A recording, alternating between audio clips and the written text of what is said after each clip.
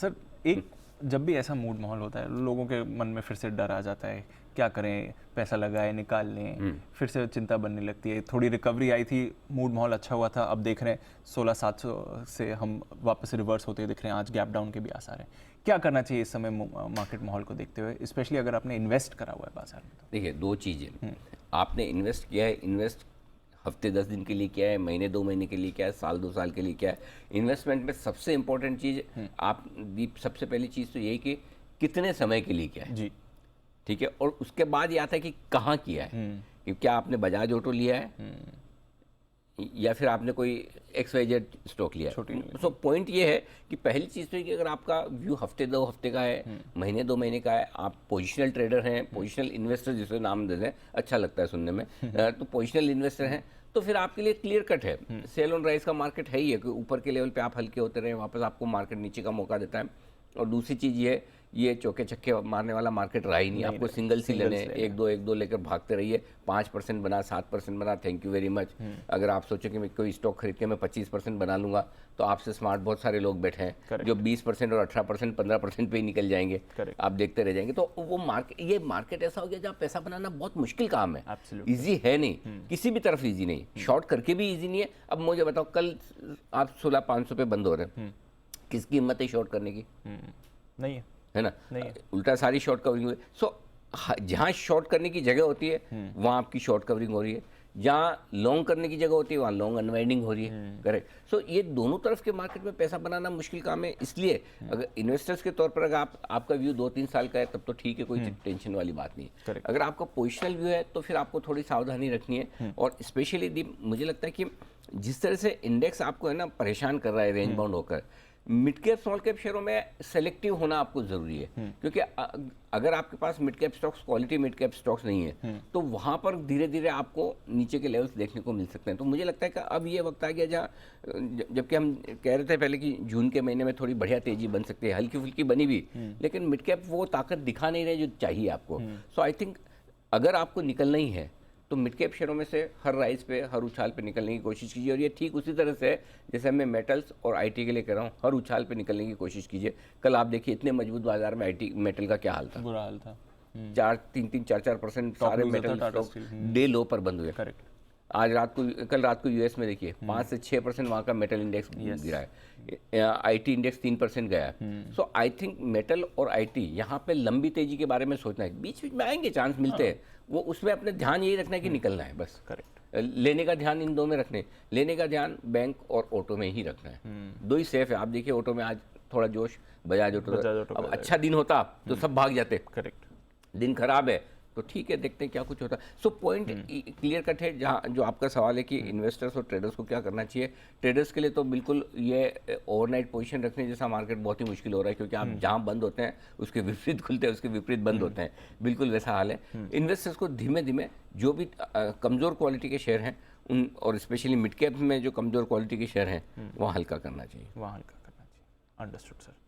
तो ये है आपके लिए राय। अगर आप थोड़ा पोजिशनल व्यू ले रहे हैं इस बाजार का, ट्रेडिंग के लिहाज से भी देखें सर, जैसे आप बता रहे हैं, अब कल जैसे 16,350 से हम रिवर्स हो गए, 16,500 पर बंद हुए, कॉन्फिडेंस वहाँ से बढ़ा होगा। वैसे तो हम ट्रेंड लोअर कर रहे हैं, 16,400 के नीचे भी क्लोजिंग मिल गई। अब जब ऐसे गैप डाउन होते हैं उसके बाद ऑलरेडी ट्रेंड अपना नेगेटिव है, बट जब ऐसे गैप डाउन होते हैं तो फिर सपोर्ट रेजिस्टेंसेस का क्या होता है? दीप देखिए, बहुत क्लियर कट है। बहुत तेज गिरेंगे तो वहाँ डरना नहीं, लेना है। और बहुत तेजी से भागेंगे तो वहाँ ज़्यादा ओवर एक्साइटेड नहीं होना। देखो एक चीज़ समझ लो, बहुत क्लियर कट एक फंडा मैं बता रहा हूँ, ये जो कुछ भी 2 हफ्ते से मार्केट में चल रहा है, क्या हम बहुत तेजी से गिर जाएंगे या क्या हम बहुत तेजी से बढ़ जाएंगे, ऊपर ब्रेकआउट हो जाएगा या नीचे ब्रेकडाउन हो जाएगा, ये इस तरह के मूव से नहीं होगा। राइट। नहीं होगा, नहीं होगा। होगा एक ही चीज से, किसी न किसी खबर से। खबर के बगैर आप रेंज को नहीं तोड़ेंगे, ये लिख के रख लीजिए। खबर के बगैर अगर मार्केट ट्रेडिंग रेंज के ऊपर पे आया, वहां सप्लाई आ जाएगी। ट्रेडिंग रेंज के नीचे की तरफ आया, खाली इंडेक्स मूवमेंट से अगर ये होगा ना, कुछ नहीं होगा। और या तो फॉर एग्जांपल एक खबर ले ले रशिया यूक्रेन, कि ऑफिशियली रशिया यूक्रेन का आ जाता है कि हमारा युद्ध खत्म, तो आप ट्रेडिंग रेंज का हायर एंड 16,675 का जो है वो पार करके निकल सकते हैं, अगर आप 400-500 के आसपास हैं तो। जी। करेक्ट।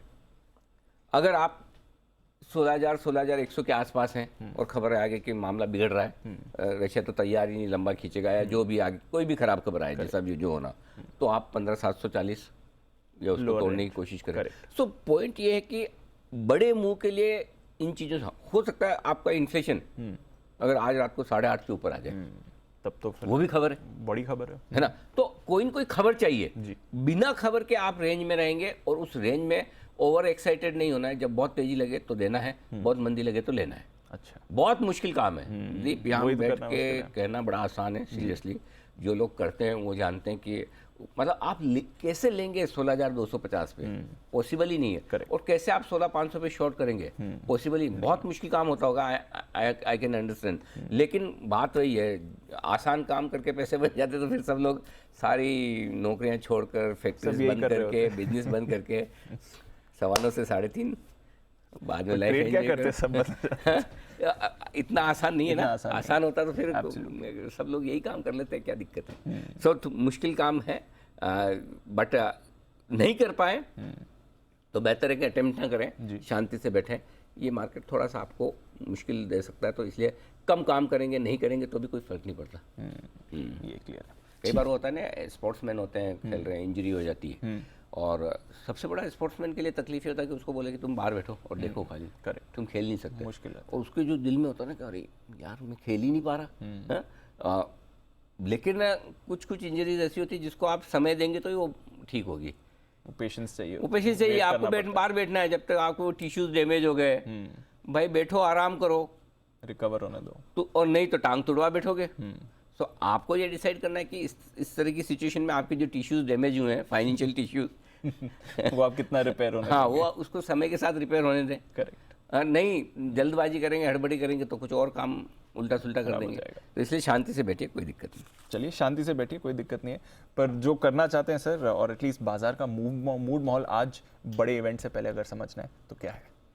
एक्चुअली कल तक तो पता भी नहीं था कि इतनी बड़ी इवेंट है। आज चूंकि मार्केट इतना गिर गया दीप, तो ऐसा लग रहा है कि आज की अमेरिका की महंगाई दर के आंकड़ा इतनी बड़ी इवेंट हो गया है जी। यही बाजार है, यू नेवर नो क्या कब कौन सी चीज़। मुझे याद है दीप की कुछ साल पहले क्या, ये साल 2008 के आसपास की बात है, दोपहर में 12 बजे महंगाई का आंकड़ा आता था। जी बिल्कुल, हाँ। और 12 बजे महंगाई के आंकड़े पे 2% इंडेक्स सेंसेक्स निफ्टी ऊपर नीचे हो जाते हैं। Absolutely, absolutely. और आजकल महंगाई के आंकड़े अब वापस थोड़ा देखने लगे। बाकी एक ज़माना था मार्केट के लिए सबसे इम्पोर्टेंट टाइम होता था दोपहर में, यूरोप कब खुलता है, 12:30 और कैसा खुलता है। करेक्ट, मतलब अमेरिका भी नहीं, हम भी नहीं, यूरोप खुलेगा उससे डिसाइड होता है। बिल्कुल। सो वक्त वक्त की बात है, हमेशा अलग अलग ट्रिगर चलते हैं। आजकल ट्रिगर हमारा डाउ फ्यूचर है। करेक्ट। डाउ देखने के बाद संकेत आज के ग्लोबल साइड पर नेगेटिव हैं।